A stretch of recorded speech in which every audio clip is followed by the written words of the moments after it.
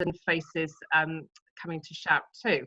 So this is the first time that we've tried one of our small talks on Zoom. We've done small talks for donkey's years and big talks too. Our last one just got scuppered just before lockdown. So hopefully it all will work well technically.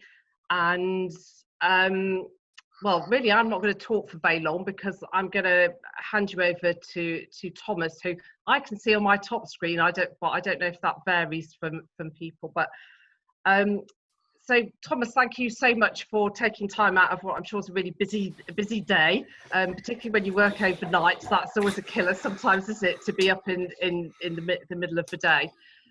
So Thomas is the lead producer, overseeing all the content overnight and into Steve Allen's early breakfast show. So we've asked Thomas to, first of all, talk about himself. You might wonder how somebody so fresh-faced has got to be in this really good job so early in life, and I'm intrigued to hear what your answer will be too. But then we would also hope to know about some of the inner workings of LBC, perhaps a little bit of insight that we don't already have. So I'm going to say, hello, Thomas, thank you so much for joining us. And I'm going to hand over the microphone to you now. And when you've finished talking, opportunity for questions if you've got any burning desires. The only thing that you can't do, which people do at our small talks, is approach the speaker at the end in a sort of secret squirrel sort of way to pitch a story. So you might have to do that publicly now on Zoom. What I'll do is I'll just give you guys my email to hand out to everyone at the end, because I'm always happy. The more pitches I get, the better my shows will be overall. The more different ideas we have, the more new voices we get on LBC, the better the actual content. So I'm happy to share my email at the end. So yes, as alluded to, I've kind of fallen into being this lead producer on overnights and early breakfast for LBC. I fell in backwards. Quite frankly, I studied classical music at the University of Aberdeen, way up in the freezing cold northeast of Scotland, and I did 4 years there.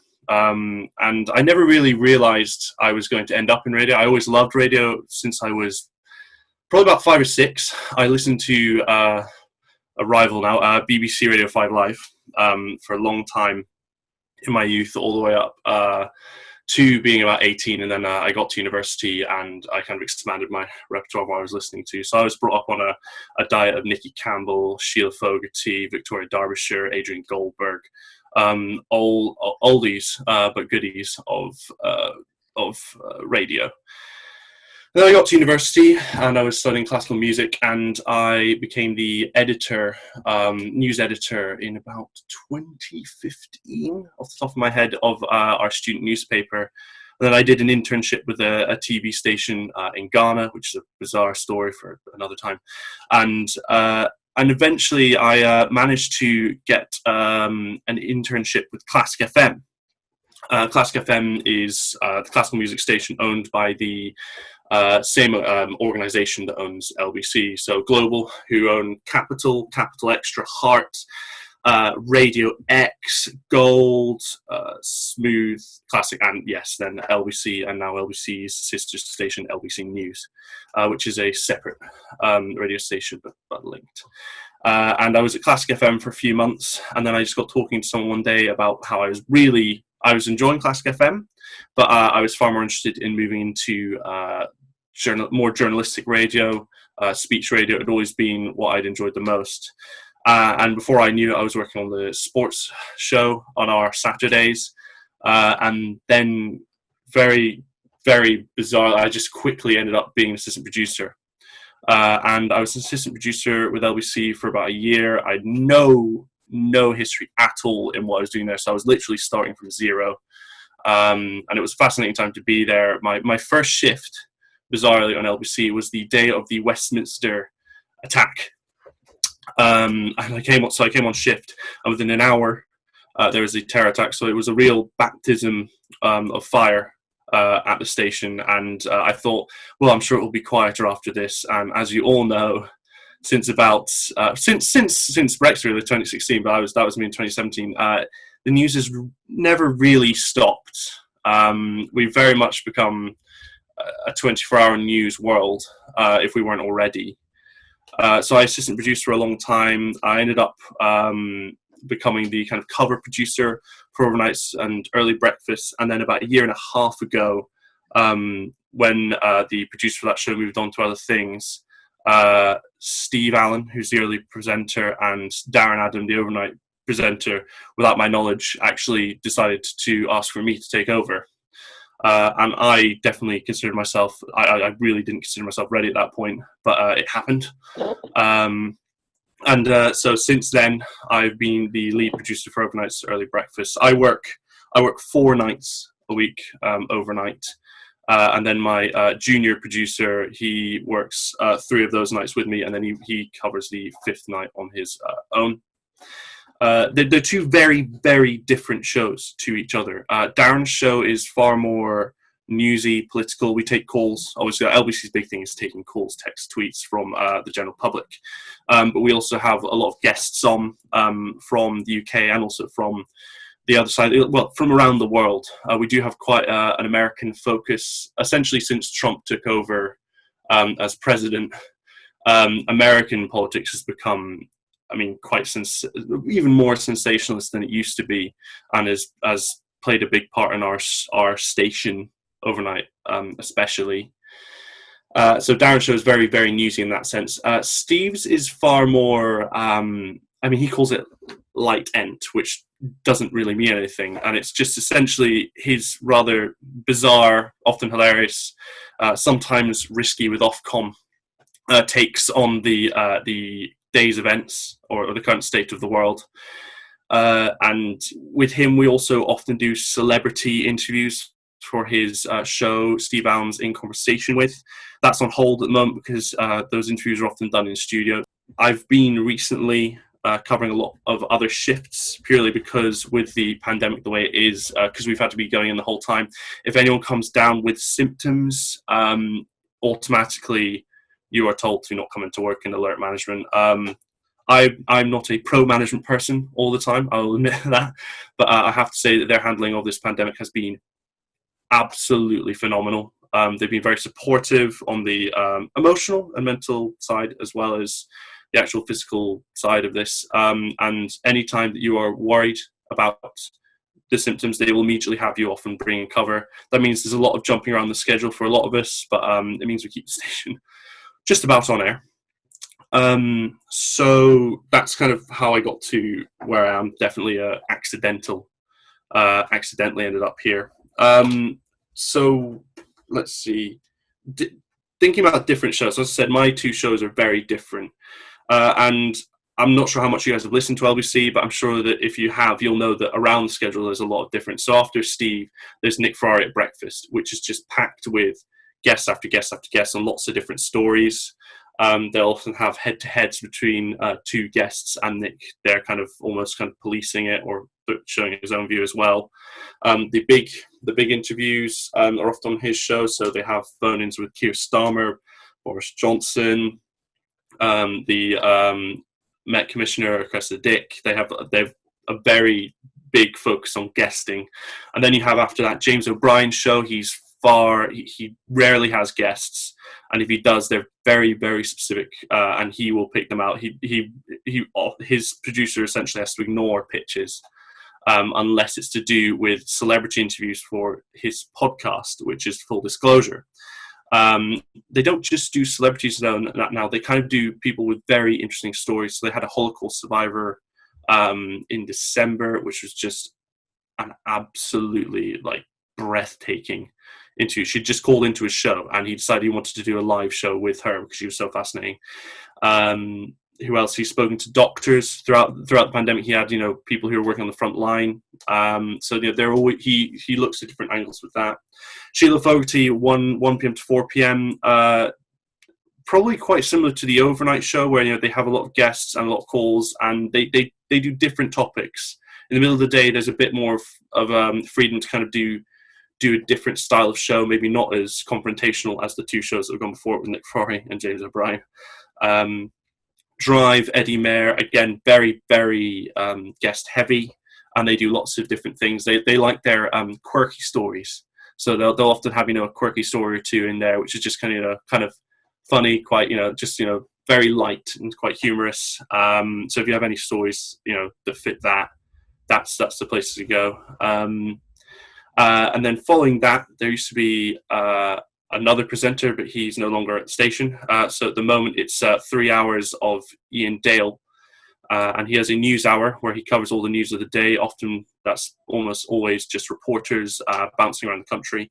And then he has 2 phone-in hours. And then you're into late night radio, which is with Tom Swarbrick.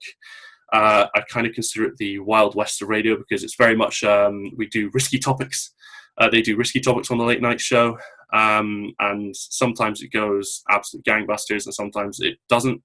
But it always sounds good, which I guess is the most important thing. And then, yes, you're onto the overnight show. Weekends is an almost identical format. So with regards to guesting on those things and how you approach those shows, there are some shows which a guest and a topic will really suit, and there's others where it just will not suit them.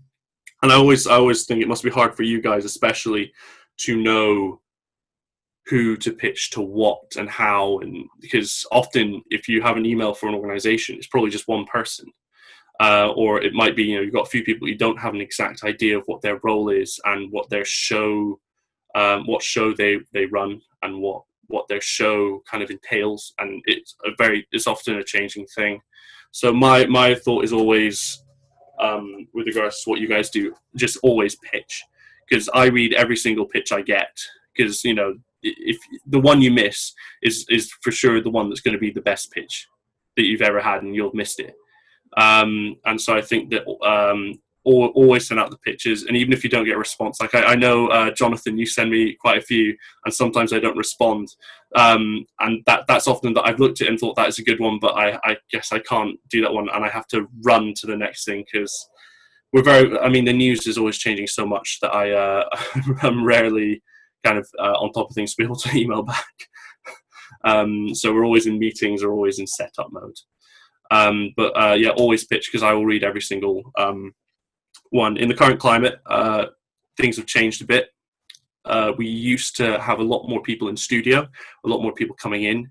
Now, as you can imagine, we just don't want people coming to studio at all. So at the moment, having people using FaceTime audio or Skype. So a big thing to always highlight is if this person has the ability to speak on Zoom to us, or FaceTime or Skype. Even though we're radio, we love to have that clear line.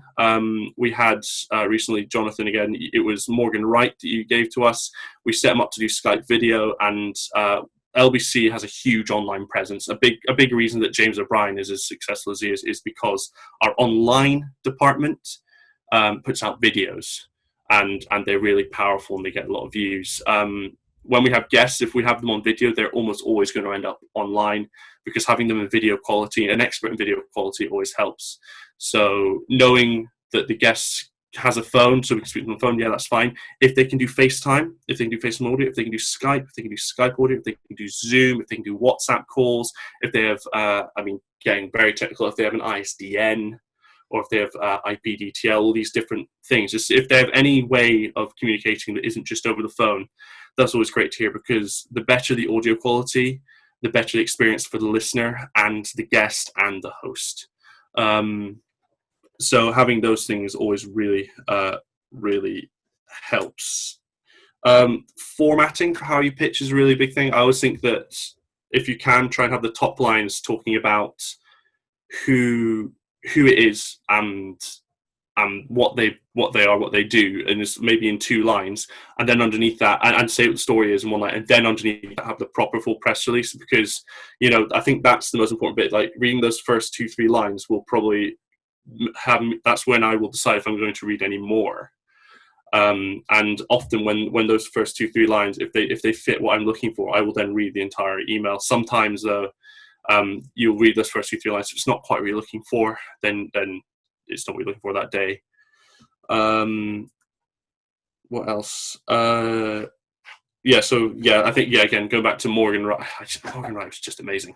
But it was perfect with him because it said who he was, what he does, and what his background is, and what he was going to comment on in 2 sentences.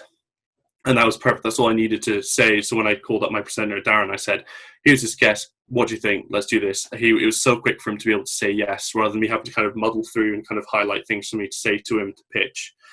One thing I'll say to defend yourselves from being, for want of a better word, screwed over by producers, is phone numbers or their contact details. When you're sending out the original message with who the guest is, protect the phone number or protect their Skype or their email. Don't put it in there, because I know a lot of producers who will then just go straight to the person instead of going through you. And you're the one who's done all the work to find that guest for us, and then for us to just go directly to them I personally think that's just completely wrong. It kind of subverts what you guys are here for. Obviously, once we've had a guest on and we've had their contact details, I know people who will then just always go directly to them. Again, I don't do that because I know that I've got a relationship with yourself as the PR, and I don't want to jeopardize that by just going over your head every single time, because people think too short term, just think I'll go straight to the guest, but that might mean that in the future you go, well, I'm not going to offer Thomas this guest now who is amazing. And then I shot myself in the foot. I've also kind of half been on your side of it. I worked at a classical artist trust for a while, and whenever we had offers, coming in from BBC Radio 3 or something, that'd be great. And when we'd say, yeah, we'd give out the contact details, suddenly this person would be appearing on Radio 3, on Classic FM, on Scala Radio, without it going through us. And my whole role was to be the kind of point of communication between both sides. And I know how frustrating that was for me, and that wasn't our focus of our job. So I can imagine for you guys, it must be amplified in just how infuriating it is. And so I think protecting the phone number at the first instance is really important. But then after that, I would say, yeah, I know I have colleagues who will circumvent the structure in place. And I apologize for that, because that's really shoddy production work. So yeah, just protect your contacts. I mean, we do it at LBC all the time. It's really bad. But, we will hide contacts who are really good from each other. I mean, one of the guys booked, I managed to get Donald Trump on the show, on his show. And, I hate the guy. I'm just going to put it out there. But, that's an amazing, amazing guest to book. But, he's protected all those contacts he used to get there since then, because, he doesn't want just anyone to have those contact details, because he will ruin the relationship. So yeah, just always protect your details, because otherwise people will just be ruthless, which I think is unfair on you. Another thing is with regards to guests you offer. So I think MLEX is a good example. MLEX Insights. They're really good at you pitch them for a very specific thing, but then they can talk about the wider conversation. I think having guests or potential guests set up to be able to not just focus on the one little bit that you're pitching, but in being able to kind of talk about it in the wider range of things. So, for example, talking about, yes, say, Facebook, Google, Apple, and I can't remember who the other one was, someone important, Amazon, all that, them being in front of Congress, in front of the Senate yesterday, you could have someone talk specifically about that, but then you also need to be able to talk about that in the wider scheme of, Donald Trump tweeting out fake information, online digital hate and the issue there, fake accounts, talking about, these companies working with China and maybe what's happening in China at the moment with the Uyghur genocides, those sort of things. Being able to kind of talk about it in the wider picture, that sort of thing makes the guest really, really, really, really gold, because if they kind of have a broad understanding of what's happening in the wider world and how it fits into the topic they're talking about, they're the sort of person we will always want to have back. Again, to drop him for his name for the fourth time, like Morgan Wright. So he was able to talk about everything in a wider scheme. Maybe we should, sorry to interrupt, but maybe we should just say he's from a techie agency, isn't he, called Sentinel One. Sentinel One. A company. Yeah, and he really, I mean, he clearly has had some sort of media training in his life as well, which always helps them. And then one final thing is, I do, again, as I said, due to the hours of my show, I do a lot of work with US booking agencies, such as Guest Booker. It's run by George Uribe. and then Jay Jones from Always On PR as well. If you guys want to look up them, but I can forward emails of how they do it as well. But the way they pitch guests, two very different ways, but two equally successful ways as well. One is the way Guest Booker does it is they will send us just a profile picture. Don't know why that matters. It really doesn't. But then the name, their title, where they've appeared before, their thoughts on various. They'll give us like one sentence of an opinion on every single like almost every single angle we could look at for something. And then the other one, Jay Jones from Always On PR, he will say, right, here's a load of topics, and here's all the people I have who can comment on it in a different way. And so just kind of having a list, like what I love is whenever I get a list of all the people in the book of contacts you have, and kind of all their kind of focuses and ideas, and sending an updated one of those, because it means I can just go and write. Last time I checked, Shout had a person who could talk about this. So if I email them and say, is this person able to talk to us tonight?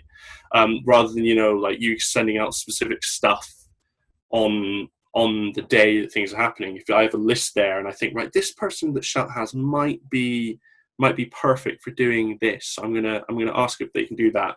Or like with charities, Aid Foundation, you guys send out press releases a lot as well. But just a lot of the time I've gone to CAF, I've gone to them with a story which hasn't been pitched to me by them yet, but that's because I know what CAF do. So that's just sorry I waffled on a bit, but that's just a few things I just wanted to talk about the job you guys do. But yeah, I think a key thing, just protect your contacts, because people in this industry are really, really rude. So, and you guys are better having worked so hard. I think that's given us a really great overview of all those shows. I mean, I listen to LBC a lot, but that you've flagged up some things there that I thought, oh yeah, that is true. So we're going to open the floor now for questions. If you're open so that you see the participants down the side, you should be able to put your hand up digitally to do this. If that's beyond you, you can just wave if you like, and Thomas, you just decide who you want to talk to, really. So does anybody have any questions? I've just put my email up there, by the way, if anyone wants to take that down, if you have anything you want to send through to me. Okay, well, thank you for that. I'm going to start off with a question then. So I wonder whether what sort of discussions you have with other programmes during the course of the day, because I know, for example, when we pitch to the BBC, they quite often have a little fight between who's going to have a really good guest, because they want it on the Today programme and they want it just for today, but actually Wake Up to Money wants it too, for example. So because you're so early in the day, you probably have rich pickings, couldn't you? But how does it work? Do you have to fight to get the stories, or is it more amicable? There's a hierarchy. There's a definite hierarchy in how the programs go, and I'm very aware of that. Look, overnight, we were just proud of ourselves because we broke 100,000 listeners per week, and that's a big milestone for us. Breakfast is breaking like 1.5 billion a week, and so I know where I stand. If I have a guest booked, doesn't matter if I've sent out a guest ad. If Breakfast comes to me and say we want that person, I can't really, say no. I can get annoyed about it and say, okay, but you owe me. But I can't keep hold of a good guest, and that's fine. I've been in the opposite situation, where when I work on Weekend Breakfast, I've had to pull things away from other shows. So that there can be a bit of infighting, and there are some shows where they wouldn't secede to each other, and that can get very interesting and very confrontational in the newsroom, and it can be entertaining to watch. Horrible to be a part of, and so there's very much definitely a hierarchy. And also, if we don't get a guest on a topic, we will ultimately try and find something else. Or if the show is before my show, I will clip up that interview, because if it's a good interview, it's a good interview, and it doesn't matter if it's someone else. LBC, at the end of the day, we try to be more collaborative. We try to cross promote as much as we can. So if I were to use something from Ian Dale's show on the overnight show, and it's still relevant and it's still a good interview, then that's what I'll do. It happens a lot where two people book the same person without realizing. And when that happens, just one of you has to say, yeah, fine, and the other person owes you. Yeah, so I think also if you're in contact with two producers, if you're booking someone for an LBC show, always let them know about each other, because there's nothing worse than, you both think you put this great guest, and then I send out the guest ad and they're on my show, and next thing you know, I'm getting a call from the breakfast that just saying, what the heck, I booked that person, and so and that's on us. We should communicate, absolutely, but if you guys can obviously help by saying, oh, we're already in conversation with Dave from Breakfast, or we're already in conversation with Ava from James O'Brien's show, I would then probably say, well, we'd love to speak to you, but if either of those shows take you up on the interview, then obviously prioritize them, because also for your guests, for their brand, again, not to wreck my own show, but if you can be on James O'Brien's show in the middle of the day, or my show in the middle of the night, first of all, that's nicer hours. We do pre-records, but again, they're late. They're going to be at like 10 p.m., 10:30 p.m. So we do pre-recorded interviews, and again, that's not exactly nice for people to have a coffee and stay up late and be really, switched on to talk about something. But also, if you think about the listenership you'll get if you're on James O'Brien's show compared to overnights, is going to be bigger. We're the leading overnight show in London. And there's only Radio 4 beats us out nationally, for speech radio stations at least. And so we are obviously big in our slot, but we're big in our slot. We're not big in the grand scheme of things. So I will never be offended if I have to drop a guest. So yeah, it happens, but I just have to get on with it. I have to just bite the bullet. I think from our perspective, I would always say, well, actually, it's whoever books it in, and then let you fight it out between yourselves. But I was also going to ask you about doing the pre-records too. But given a choice between a live guest and a pre-record, if you had two stories and you couldn't quite decide which one you were going to go for, would you go for the live interview just because that's obviously better? That would give it the edge for you. If it's live, it's always better on two fronts. One, it's just a much more raw conversation. My presenter, if we do pre-record, presenters always say, oh, can you take out this bit, that bit, and sometimes it's a bit which makes them look bad, and I will always fight against that. But the beauty of speech radio is it doesn't sound perfect. It sounds real, it sounds raw, and that's why it appeals to people, because it's real, as opposed to all the pre-recorded music stuff that happens. People on music radio, they speak for 10 seconds and they're back into music. While with speech radio, it's just you're always talking. You never stop, apart from ad breaks. And so the rawness of a live interview is far better. And then also for promoting it online as well. Promoting pre-recorded interviews online is a lot more difficult than it is promoting the live ones online. Just because we have a special video feed which records videos when we're going out live on air. So it's just done already. While when it's pre-recorded, you stop, the presenter's sitting there just kind of, listening to the interviews playing out already, and the video will stop recording when we play audio like that for longer than, I think, 3 minutes. And, obviously as well, a video of a presenter sitting there swinging around their chair while he's also having a conversation with someone, the optics are not good. So I will always prioritize a live interview, but I also totally understand that someone doesn't want to stay up till 2:30, 3 in the morning, unless they're being paid a fair amount for doing that. Well, sometimes they are. So what about any other questions then? You can just wave, or, all right, Bono, I will mute you. You talk about press releases, what stands out, what makes a good press release. But from a producer's point of view, what kind of annoys you when you get contacts from PR companies? What things don't you like?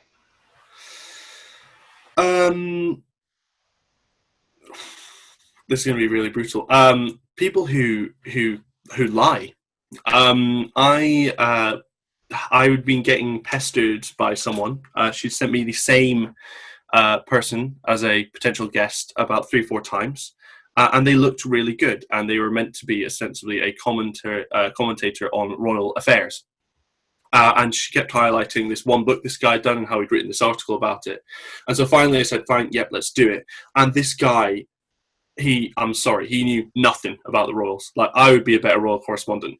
And I don't really care about the royals. Like, good for them, whatever. But like, this guy was useless, and he made me look really bad. And I had a presenter get very annoyed at me because I'd had this guy on who didn't know what he was talking about. And then I did a bit of research on this guy, and it turns out, yeah, okay, he's written a book on the royal on a one aspect of the royals. Okay, he's also written another 200 books on all manner of things. He'd written a book about. He'd written a diagnostic book about the book Animal Farm. He'd written a book about social justice. So, he had lots of things that were interesting and very good. But then to pitch himself as an expert on this thing, and it's not that. He's just an author who writes and writes and writes and never stops and moves on to different things. And to pitch him as an expert on something when he's not, like, yeah, it's obviously tough. You guys want to, really big up someone so they do get on air. But if you over embellish someone's expertise, or if you outright lie, as quite frankly I consider she did, that's going to damage a relationship. Like, I probably will not trust any guest she pitches to me again.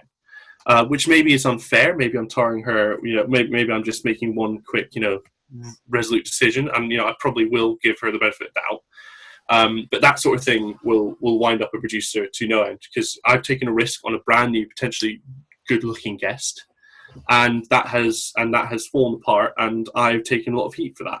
And as a producer, you take heat for stuff all the time anyway, which you've not got wrong. You don't deserve to take heat for, but that's the nature of radio presenters. They're a fickle breed. So yeah, stuff like that. Also, kind of burying the lead.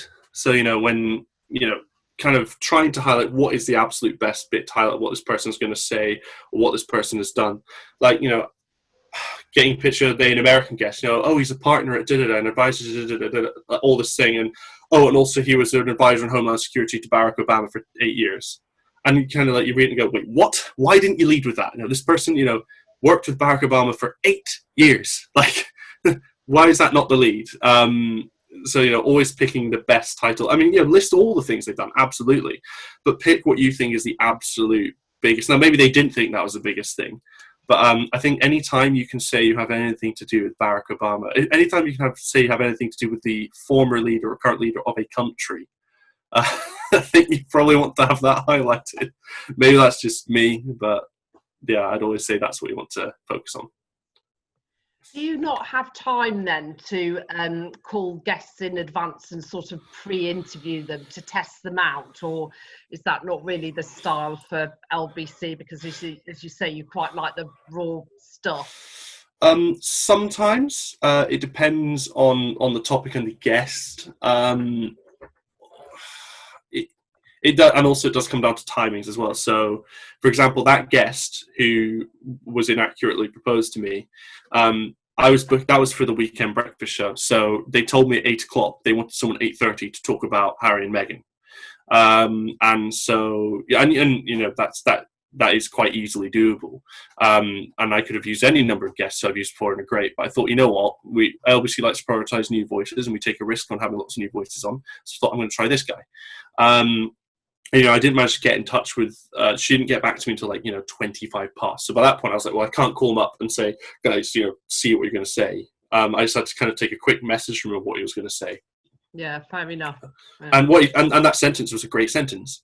And maybe that's foolish for me to not follow up. But I mean, I really didn't have time. I had that but I had to book 3 guests within the next half hour. After that, I had to edit audio. That sometimes you just don't have time. Maybe that comes down to how we as a station operate. Sometimes it can be a bit hectic. Again, that's the nature of the industry. So yeah, ideally, yes, really sort of busy, but yeah, we take the point that we can make your job easier. So come on, everyone, it's a hot afternoon. You can't just let me ask the questions. Somebody else must have a burning issue. Right, Riley, let me just unmute you. Hold on, bear with my incompetence, but I think there you are. Yeah, cheers. Thomas, just when you were talking before about getting not so much press releases for breaking news, but more someone coming to you and saying you've got X many spokespeople to talk about different topics. I'm just wondering, I guess I've never really thought about doing something like that, but would it just be a case of sending an email to say, these are all the people that we work with, these are all the industries they're in and what they can comment on, and then do you just sort of like keep that in the background and you can just sort of control F on your emails if you need to find someone in hotels or something? Yeah, no, exactly as you say there. So what I do is when I get an email like that, I'll save the email into a folder, but then I'll also copy and paste it into a document I have as well. Okay. Just because it's just really great to be able to kind of jump to that contacts page and just go, right, I want someone on, yeah, as you say, hotels, so and then, one of my contacts books, which is, people I found myself. There'll be someone who jumps up there. But then if I see you have someone who I've never had on before and they look really good and they clearly know a lot about the industry, I'm going to go, well, I'm going to go to Bryony then and say, hey, are any of your experts on the hospitality industry available to comment on this? And what I'll usually do is I'll kind of do like a line or two about what we're looking for. I'll send links of the story specifically that we're talking about to news articles. Generally the ones that I try and pick places that don't require a subscription, which can always be a problem because, I know that they now have a rival radio station, Times Radio, and it is very good actually. In spite of myself, I have to say Times Radio is very good. But the Times, especially the Sunday Times, on Sundays have brilliant news stories and brilliant exclusives, and often it's the best way to succinctly explain the story we want to talk about, and that requires a login. But I will always, if I have a list like that, I will go straight to you. I won't, and then once you give me that contact detail, again, I will not go direct to that person. I will always go direct to you. Well, because it's unfair on you guys again. You guys have done the work. So for me to kind of just, take all your guests and then just run. Yeah. That doesn't foster good relations in the industry. I didn't know if that was like a time waster to send like, hey, we've got these people for future reference when you're so busy finding news, but it's good to maybe send that like once every 6 months or saying something just up to date. I also think what always is a good advantage as well is having people who will be on opposite sides. So there is, I think, NEON, New Economic Order Network, I think that's what they stand for. They're quite new into the industry. Well, quite new. I mean, they've been around a while actually, and they're fantastic. But I think that they're kind of quite center leftish. Which, I mean, I don't know why I class myself politically. I voted for every party at some point, and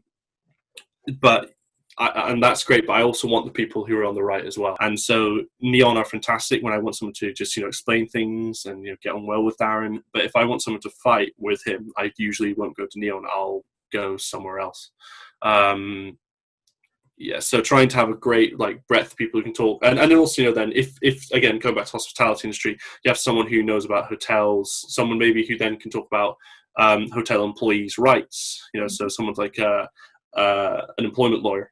Who focuses on the hospitality industry, someone who's in food, someone who's in, if you have a wider range of different aspects of it, it makes it even easier to go to, because we're going to talk about the entire hospitality industry tonight, and I want actually 2 guests. And if you have 2 different angles, that's amazing. It makes my life a lot easier. That's really good to know. Thank you. Nice.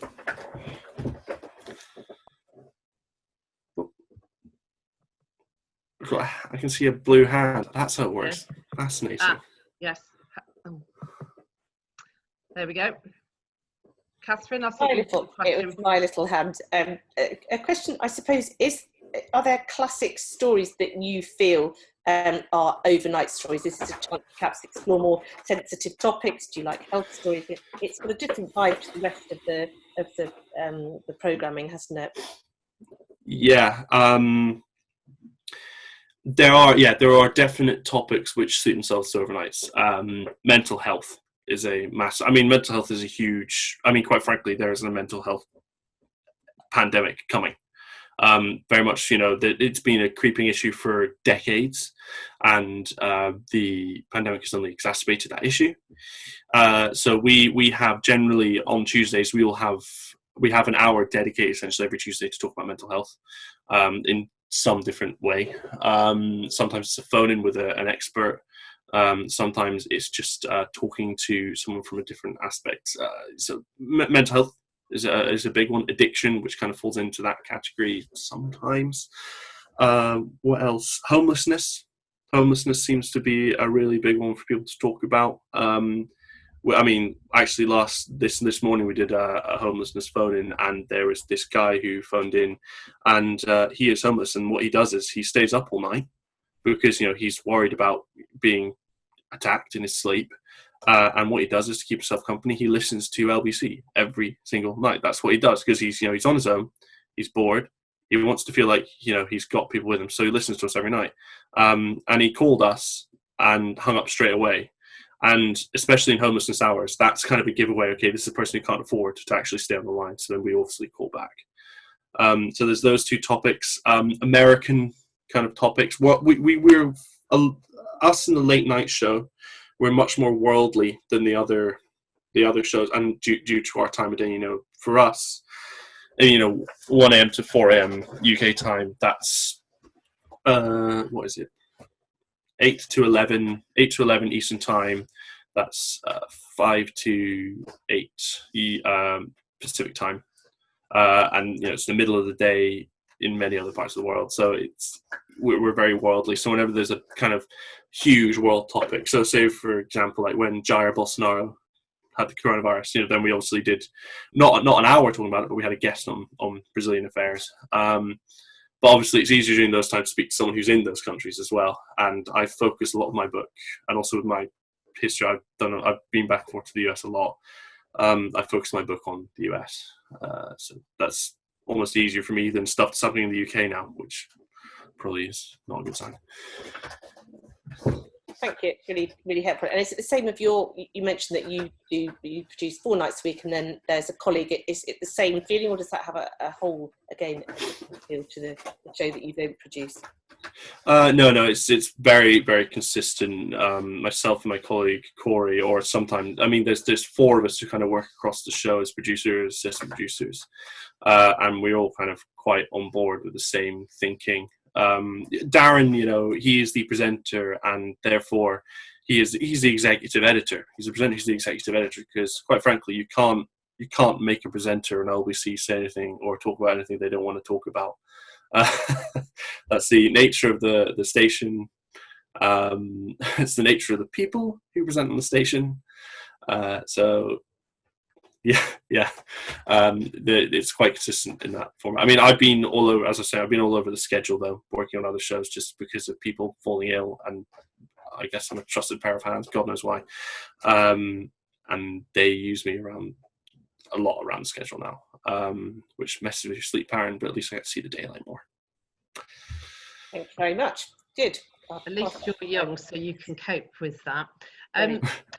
What about coronavirus then? So any suggestion of when LBC might consider having guests going into studios, or is anything likely to change, or are we just having more of the same for the rest of the year? It's just nice to get a view, isn't it, really, on how it might go? Honestly, I mean, there's no idea. As things stand, I doubt it will be before the end of the year that we'll have in-studio guests. The only people having in-studio at the moment are reporters, or very special circumstance guests, but even then we try not to do that.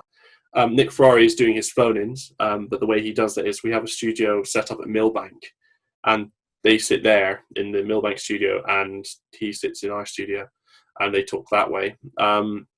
But that's only really possible for Nick Ferrari's show and for those special circumstances. That place is not staffed otherwise, just due to the pandemic. I should have said at the start of this that Thomas is freelance, so you're expressing your views, and I was just asking you really for a personal view there. But if we could please keep personal views sort of within our Zoom room. But what about coronavirus in general? Because I listen a lot to LBC, and it does seem to be blanket coverage still, even though obviously it's got to be covered. But do you not think that the audiences are getting a bit coronavirus weary of the whole thing? Sometimes you just need a sort of reminder of normality, don't you, and something else. But is that not the thinking with LBC? It kind of goes back and forth. There was a period where the BLM protests took over in quite a big way, and that was our focus. I think that, you know, coronavirus is going to be something that, I mean, I think it's probably the biggest. I was talking to a friend in the US about this, and he was saying that the only other thing he can compare to having such a huge, devastating effect on the entirety of their country is 9/11. He said, you know, 9/11 and this are the two biggest things that happened in America. And I was trying to think of what's the other big newsy thing like this. And I was thinking maybe, I mean, in my lifetime, it might be Diana dying, you know, which, you know, is a strange kind of comparison to make. But I think, I mean, the audience is waning on coronavirus. I personally think we don't get as many calls as we used to. There are lots of different angles to take on coronavirus now. But, you know, just, you know, talking about it as a topic, I mean, more and more now, I'm moving away from doing it as a phone-in, because I just don't think, we just hear the same things over and over again. You get the people calling and saying it's all just made up. You have people calling and saying, oh, I'm not that worried about it. You have people calling and saying, you know, it's the worst thing ever. And I feel like everyone's kind of made the decision on this now, on this pandemic. I think that if anyone had something to say about it, they've already had their say. I mean, we're now, 6 months into this. So I move away from it as a phone-in as much as I can. Because I don't think it's as, I mean, I think it was disinteresting about 2 months ago, uninteresting maybe 2 months ago, and now, you know, and now we're still here talking about it, and it's still having a huge effect on so many things, on the economy, on working, on people's mental health. Yes, it's having a huge effect, but it's not changed.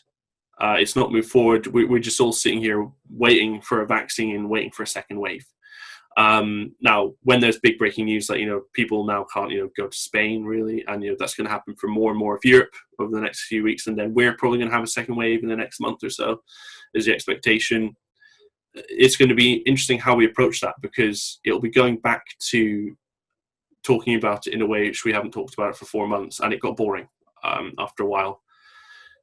So yeah, I mean, I do actually completely agree. It's obviously it's important, and people have died, and we cannot ignore that, and it has been horrible, and it has had a huge effect on all our lives, and this will be something we talk about for generations. This will be something we talked about in history, which for generations. But there's a point where kind of just sitting and kind of debating it becomes a fruitless, pointless exhibition.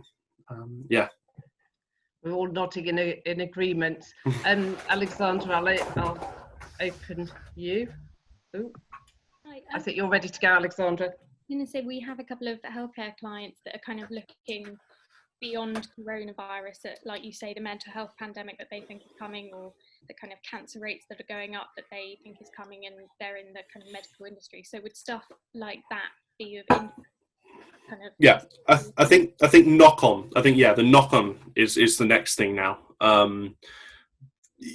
We all know about the coronavirus. Yeah, it's what comes next. What happens now? How do we recover? Like, you know, we also have this big thing called Brexit coming up. What does that mean in the middle of this pandemic? You know, like people are pro anti-Brexit. I don't really care about it. It's like what happens now? You know, what does this mean for those negotiations? I think there's a lot.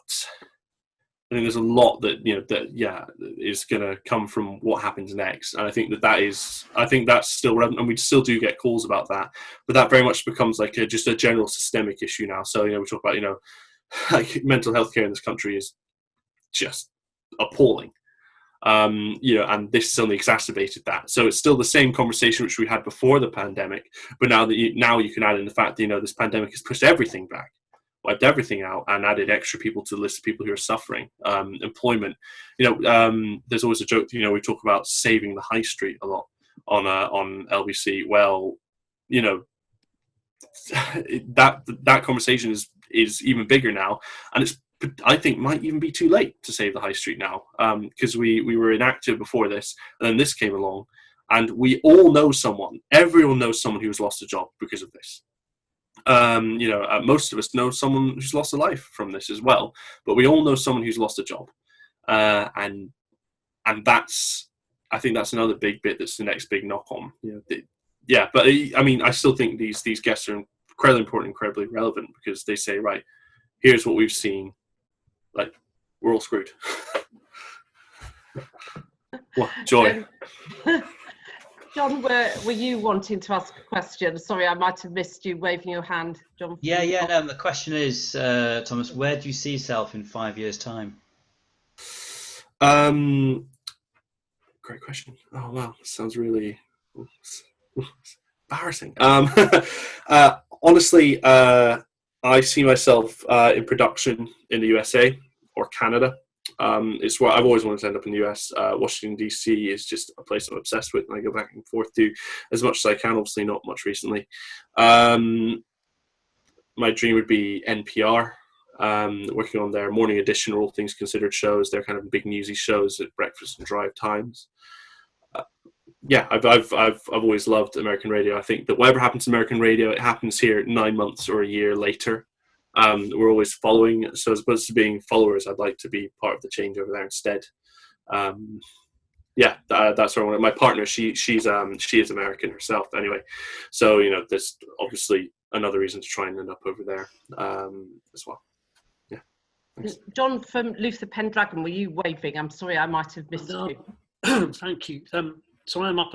I've just realised I'm up there as Bixter. It's on my computer. So a lot of you have confused us with A. Beaton and Ed S. It's tricky, but John from Luther. I've got two questions actually, Thomas. One is from your kind of breaking news, but how often do you actually get approached for a kind of to break something exclusively?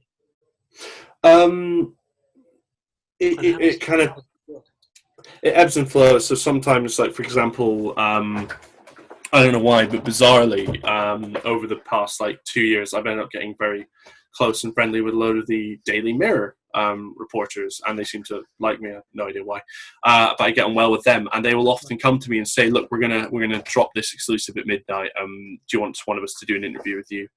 And obviously I say yes because it looks good, and it's often interesting. So we've had big breaking things on viruses with the DWP. I know obviously the shows during the day, obviously they get a lot of excuses because we can send out reporters to do that work. I don't get a reporter on overnight. We do exclusives. It's often a kind of email back and forth. Sometimes depending on if it's delicate or not, we will get in touch with our legal department. As long as we're right, we will always go for some sort of breaking news or a different angle. I mean, breaking news can be anything. Sometimes someone can say something in the middle of an interview and we cannot really think about it. Like last night we had someone talk to us about stop and search. And he said in the middle of all this, he said all the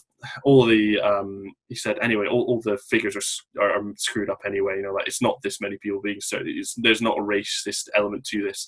And just that one line just got we had about 30 calls that second at about 3 a.m. calling in. That line then ran in bulletins, and we didn't even think that much of that line at the time. But then we look back and we're like, actually, yeah, and it was quite big of him to kind of say it's rubbish. People are just making a mountain out of a molehill when they're not. There are issues with stop and search, but that's another story. So yeah, we're always happy to work with people on exclusives, and we're always happy to kind of delve in from our side if they need us to do a little bit of the investigation as well. As long as I have time to do it, I will do it. I will send out freedom of information requests. I will send out rights to replies always, which is I think important because otherwise you're in a lot of legal danger. Yes. That's great. So we said it would be an hour. Is there one last burning question, either from John, Vic, or from anybody else? Wave yourself known. I've got a very quick one. I just wanted to know whether or not Thomas, do you watch The Newsroom, or have you watched The Newsroom on Sky Atlantic? I have watched The Newsroom. I'm obsessed with Aaron Sorkin shows. The reason I fell in love with the US in the first place was because of The West Wing. And then I also enjoyed Studio 60 on Sunset Strip, and then The Newsroom is brilliant, wildly inaccurate because it's so hopeful. But wonderful TV. A couple of performances I despise in it, but Aaron Sorkin is obviously phenomenal. And I was thinking maybe you should drop Aaron a line on the email and just see if they've got any up and coming parts when you go to the US. I wish. I wish. I mean, he's now into movies. He's lovely. We managed to get him on the show once. Myself and my presenter Darren are obsessed with him. We love him, and it was one of the worst interviews Darren's ever done because I was so flustered and excited I didn't prepare him well, and he was so flustered and excited that he didn't interview well. So it's really, really embarrassing. Starstruck. That's very difficult, actually. Yeah, it rarely happens that we get starstruck, but in that situation, we really embarrassed ourselves. Yeah. Well, you very kindly shared your email with everybody, Thomas. So thank you for that. And you've been so insightful, and you've been an absolute delight. And I take my hat off to you for your career so far. So thank you so much for joining us, and everybody else. You know, I hope next time you're outsourcing broadcast PR, you might consider letting us a quote for all our services going as normal. Even video production, podcast production has gone really well digitally, and the media relations we've had some great results. So I hope you can bear us in mind. If you're not on our mailing list and you'd like to be, then do drop Faye a line and she'll put you on there.